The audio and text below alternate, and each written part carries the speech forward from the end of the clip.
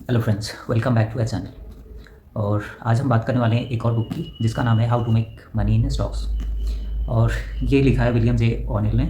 और काफ़ी अच्छी बुक है, मतलब ऑलमोस्ट 80% मैंने रीड की हुई है, बट रहा नहीं है इस पर कुछ वीडियोस बनाने के लिए।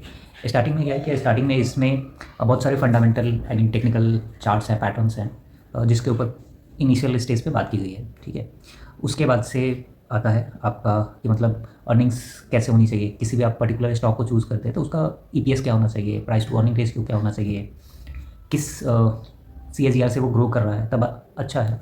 ठीक है, उसके बाद से आता है कि आपको स्टॉप लॉस क्यों रखना चाहिए। बहुत सारी जगह एग्जांपल्स दिया गया है एनरॉन कंपनी का। एनरॉन कंपनी बता दूं कि मतलब एक टाइप पे बहुत अच्छी कंपनी थी यूएस में, और $50 के आसपास वो ट्रेड कर रही थी। $50 या $250, मुझे एक्जैक्ट नंबर याद नहीं आ रहा है। और फिर उसके बाद से मतलब 2 साल या 3 साल के बाद जैसे ऑल टाइम हाई टच हुआ, फिर वो 50 मतलब 0.5 सेंट पे सेल होने लगी।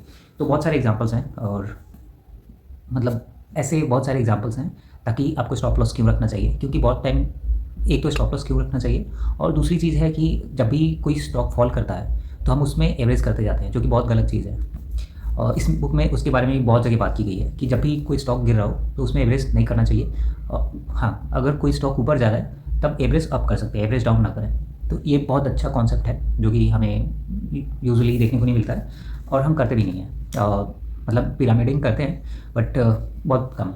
बट जब कोई स्टॉक नीचे आता है तो हम एवरेज करना स्टार्ट करते हैं। इवन मैंने बहुत सारे इंटरव्यूज़ देखे थे रामदेव अग्रवाल जी के और विजय केडिया के।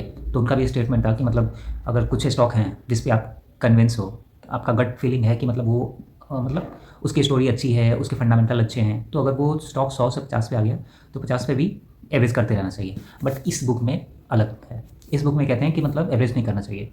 तो ये जो स्टॉक मार्केट है ना, बेसिकली लक पे भी डिपेंडेंट है। बहुत टाइम क्या होता है कि आप किसी एक पर्टिकुलर स्टॉक पे एवरेज कर रहे हो और वो रिकवर हो गया, ठीक है, या फिर पिरामिडिंग करते हो तो वो ऊपर चला गया। बट सपोज़ इसके नेगेटिव साइड भी हो सकते हैं। सपोज़ आपके पोर्टफोलियो में 20-25 स्टॉक हैं, सारे ऊपर नहीं जाएंगे और सारे नीचे भी नहीं आएंगे।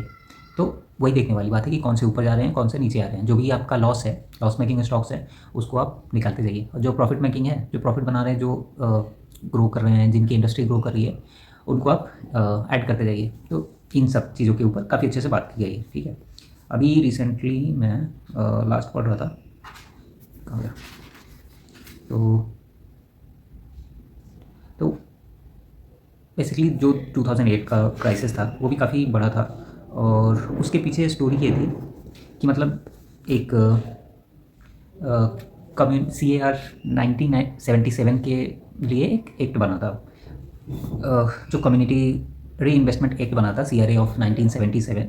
तो उसका जो मेन मोटो था वो ये था कि मतलब बहुत सारे लोग यूएस में 2006-7 के आसपास बहुत सारे जो पुअर लोग थे उनको घर प्रोवाइड कराया जाए। मतलब मोटो काफ़ी अच्छा था, काफ़ी पॉजिटिव था। विदाउट एनी सिक्योरिटीज़ उनको मनी लेंड किया जाए, मनी दिया जाए। ठीक है, इस चक्कर में क्या हुआ कि मतलब हर किसी को, और बहुत जगह तो विदाउट एनी डाउन पेमेंट भी दिया जा रहा था। मतलब मोटो ये था। और इसी चक्कर में मतलब मोर देन $1 ट्रिलियन के आसपास मनी लेंड की गई, और जिसकी वजह से जो लेमन ब्रदर क्राइसिस था, 2008 का जो फाइनेंशियल क्राइसिस था, वो हुआ।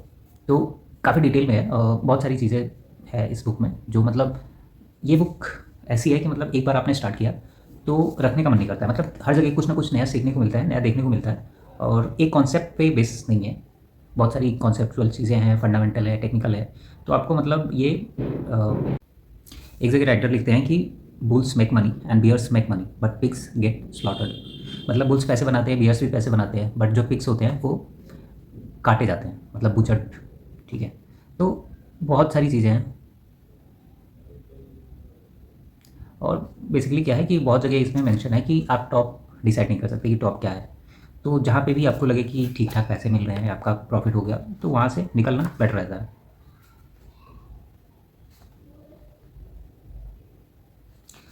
बहुत टाइम क्या होता है कि किसी भी स्टॉक में या फिर ऑप्शंस में अगर हम ट्रेड करते हैं तो हमारा स्टॉक लॉस चल रहा होता है, बट हम उसे होल्ड करके रखते हैं। तो इस पे लिखा है कि you don't want to take a loss, so you wait and you hope until your loss gets so large it cost you dearly. मतलब हम फॉल्स होप करते रहते हैं कि यहाँ से ऊपर जाएगा, यहाँ से ऊपर जाएगा, यहाँ से ऊपर जाएगा, और वो ऊपर नहीं जाता है और नीचे नीचे नीचे आते जाता है, और वो ऑलमोस्ट आपका जो कैपिटल होता है उसको वाइप आउट कर देता है। तो काफ़ी मतलब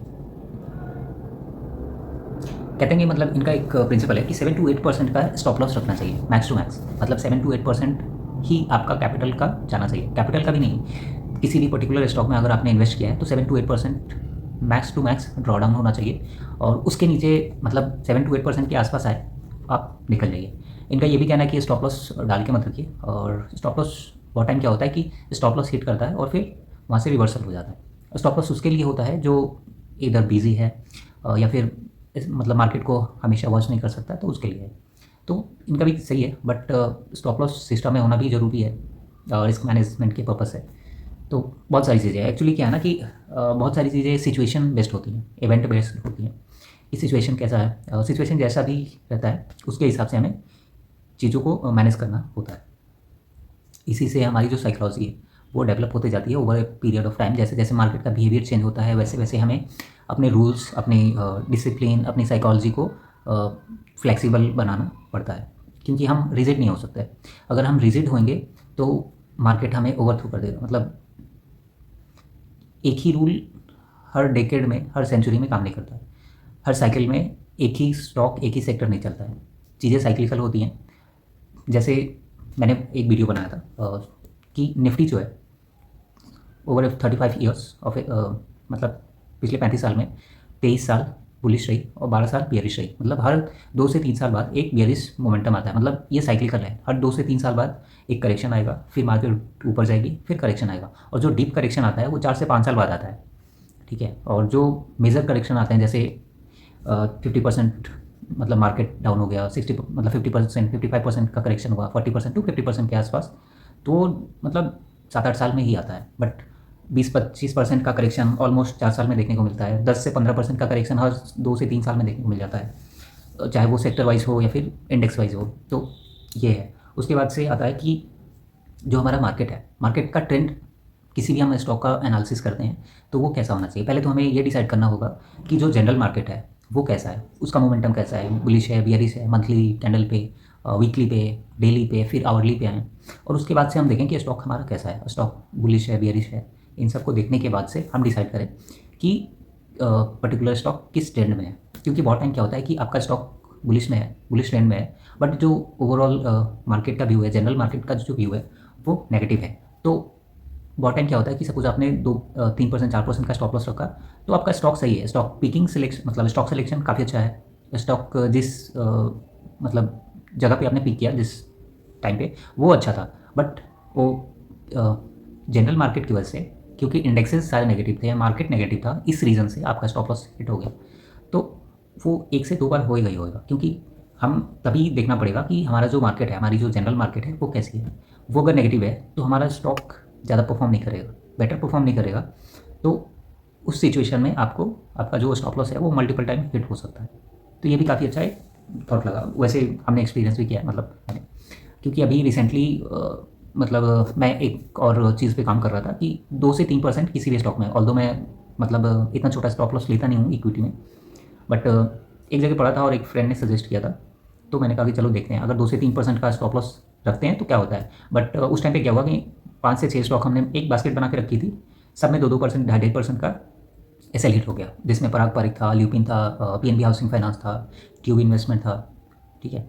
अभी पराग पारिक देखें तो उस टाइम पे 285 के आसपास, अभी देखें तो 370 तक चला गया था। तो वही चीज़ है।